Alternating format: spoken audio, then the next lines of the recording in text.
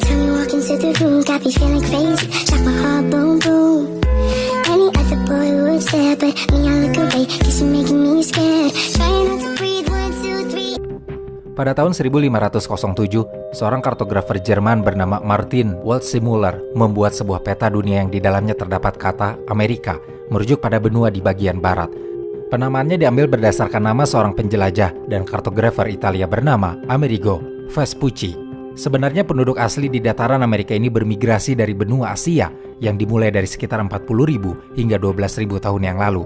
Mereka telah membangun semacam koloni dengan mengembangkan teknik pertanian yang maju, merancang arsitektur yang megah, bahkan membuat masyarakat beradab setingkat negara, di mana saat ini dikenal dengan kebudayaan Mississippi pra-Columbia.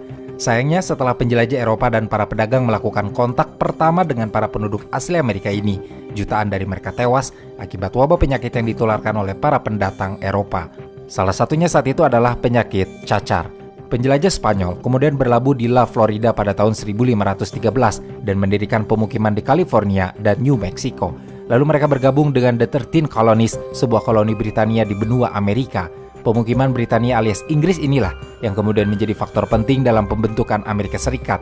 Dimulai dari tahun 1607, maka banyak kapal-kapal Inggris berlabuh di pesisir Virginia. Mereka membentuk koloni yang jauh lebih besar, mendirikan pemukiman, perlahan-lahan menggerogoti hutan, dan mengklaim tanah tersebut sebagai milik mereka. Belanda pun tidak mau ketinggalan dengan mendirikan New Netherlands di wilayah yang kini kita kenal dengan nama New York. Namun ambisi Inggris jauh lebih besar dibanding Belanda. Jadi kemudian satu persatu koloni Inggris mulai bermunculan lagi di sepanjang pantai timur, dari Massachusetts hingga Georgia. Di tiap jengkal koloni baru ini berdiri, hal yang sama terus berulang. Mereka terus mengeksploitasi sumber daya alam, merebut tanah dari penduduk asli, dan melakukan perbudakan terhadap jutaan manusia Afrika yang mereka bawa ke benua ini.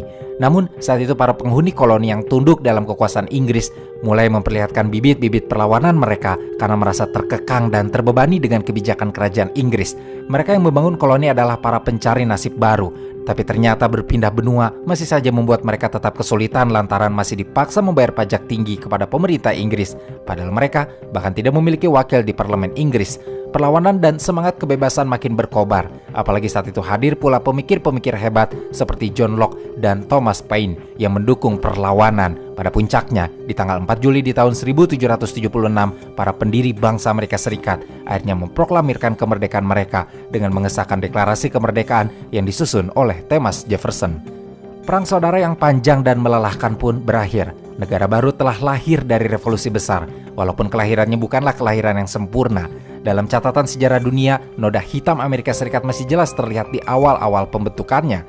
Selain catatan kelam mengenai perbudakan, perlu diketahui bahwa sebagai sebuah negara baru, AS punya tujuan yang masih sama dari awal kolonialisnya dulu, yaitu menambah kedaulatannya. Maka tidak heran jika kemudian pemerintah AS punya keyakinan atau semacam manifest destiny yang meyakini bahwa Tuhan memberkati AS, menghendaki agar negara baru tersebut bisa menguasai seluruh benua Amerika dan meningkatkan kekuatannya. Paham ini sangat melekat pada abad ke-19 di AS sebagai kampanye untuk memperluas kawasan dengan mengusir suku asli Amerika.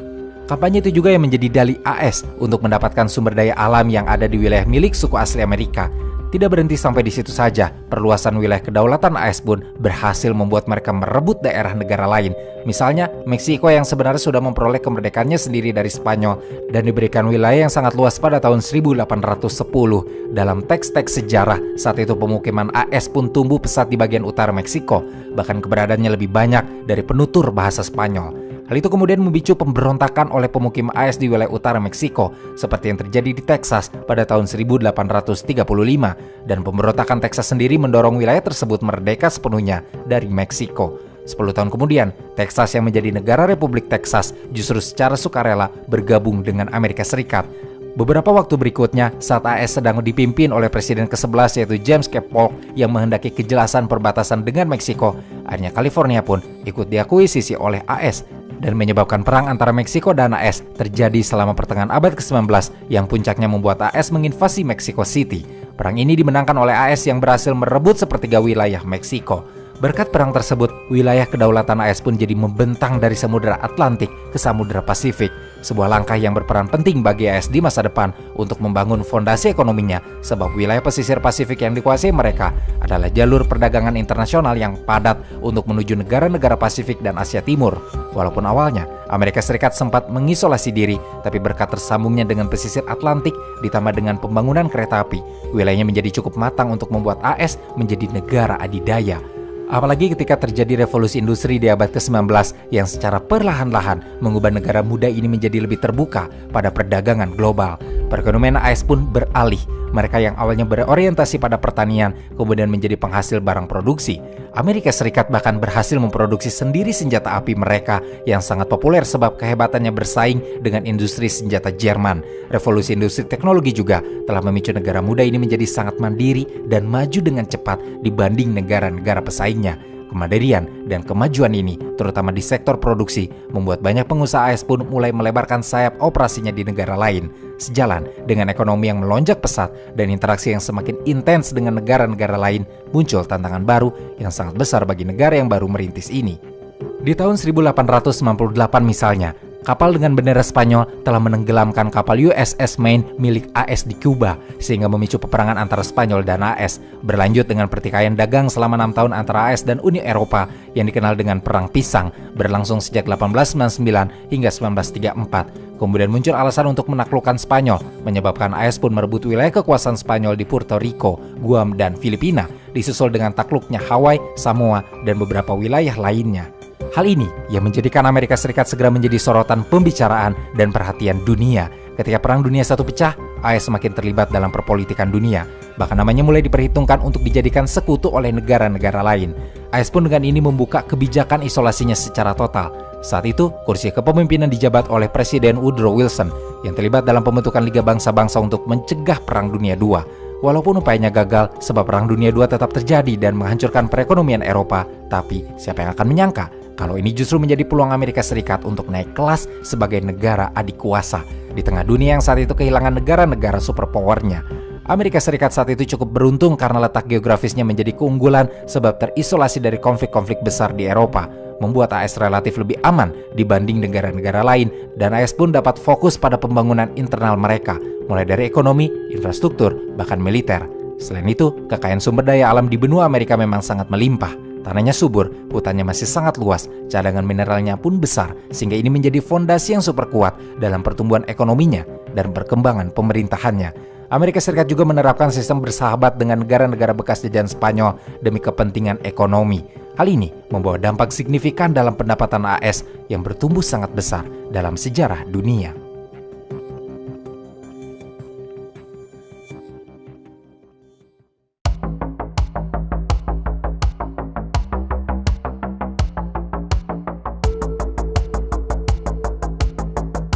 Kekuatan dan pengaruh Amerika Serikat juga berakar dari perannya sebagai arsitek dalam sistem politik dan perekonomian global. Ciri khas dari negara yang satu ini adalah senang mengintervensi negara lain, dan sejarah dunia telah mencatat segala bentuk intervensi yang dilakukan AS hingga mempengaruhi kestabilan dunia. Contohnya saja, AS pernah terlibat dalam perang barbari yang terjadi dalam rentang waktu 15 tahun dari tahun 1801 hingga 1815. Selama perang tersebut berlangsung, AS bersekutu dengan kerajaan Swedia dan kerajaan Sisilia yang melawan kerajaan Maroko dan kekaisaran Ottoman di Afrika Utara. Intervensi yang dilakukan AS bertujuan untuk memberikan keamanan bagi kapal dagang AS yang berlayar melintasi wilayah mereka saat itu. Lalu, masih demi kepentingan perdagangan, AS yang saat itu dipimpin oleh Presiden Millard Fillmore memerintahkan Commodore Matthew Calvert Perry untuk melakukan ekspedisi diplomatik yang dikenal sebagai ekspedisi Perry. Ekspedisi tersebut terjadi pada tahun 1853 hingga 1854 dengan mengarahkan kapal-kapal perang Angkatan Laut Amerika Serikat untuk mendesak Jepang mengakhiri kebijakan isolasinya yang telah berlangsung selama 220 tahun, lalu membuka pelabuhan-pelabuhan Jepang untuk perdagangan Amerika dan melakukan negosiasi perjanjian dagang. Memang, sudah sejak abad ke-17, Kekaisaran Jepang menutup diri dari pengaruh luar demi mempertahankan kedaulatan dari kolonialisme bangsa asing yang sedang menyebar di seluruh dunia. Gempuran AS yang tidak main-main dalam ekspedisi Perry tersebut membuat Kekaisaran Jepang terpaksa membuka kembali akses dunia luar, di mana keterbukaan mereka benar-benar menguntungkan AS karena mampu membawa pengaruhnya di Asia dan Pasifik. Sebelumnya juga, AS sudah ikut campur untuk membantu negara-negara jajahan Spanyol yang menginginkan kemerdekaan, sehingga kemenangan AS atas Spanyol telah membawa AS menjadi kekuatan global yang meruntuhkan kekuatan lama Eropa. Ketika AS sudah menunjukkan tarinya yang ganas pada dunia lewat berbagai misi diplomatiknya, sebenarnya AS justru baru diakui kehebatannya ketika terlibat dalam Perang Dunia I dan II, serta berhasil bertahan dalam badai kehancuran ekonomi pasca perang. Saat itu Perang Dunia I yang terjadi telah menghancurkan ekonomi negara-negara besar, bahkan meruntuhkan kekaisaran-kekaisaran hebat seperti Kekaisaran Ottoman dan Kekaisaran Tiongkok yang dipimpin dinasti Qing. Tapi AS selamat karena lokasi geografisnya yang sering disebut berada di belahan dunia yang berbeda, telah memberikan keuntungan sebab terkena dampak yang sangat minim. Begitupun ketika Perang Dunia II akhirnya pecah, justru AS dibuat semakin untung. Perang yang amat besar ini membawa kejatuhan terhadap Jerman, Uni Soviet, dan Tiongkok. Banyak sekali negara mengalami kehancuran infrastruktur. Setelahnya, AS yang diinisiatori oleh George Marshall membuat kebijakan melalui Marshall Plan atau dikenal juga dengan Program Pemulihan Eropa yang menawarkan program bantuan ekonomi untuk negara-negara Eropa. Bantuan ini mencapai 13 miliar dolar saat itu. Rencana Marshall Plan ini tidak hanya untuk membangun kembali kekuatan ekonomi Eropa Barat dan Selatan atau menciptakan kondisi stabil saja, tetapi juga dibuat oleh AS untuk mencegah penyebaran komunisme dan menguatkan pengaruh AS di negara-negara blok Barat.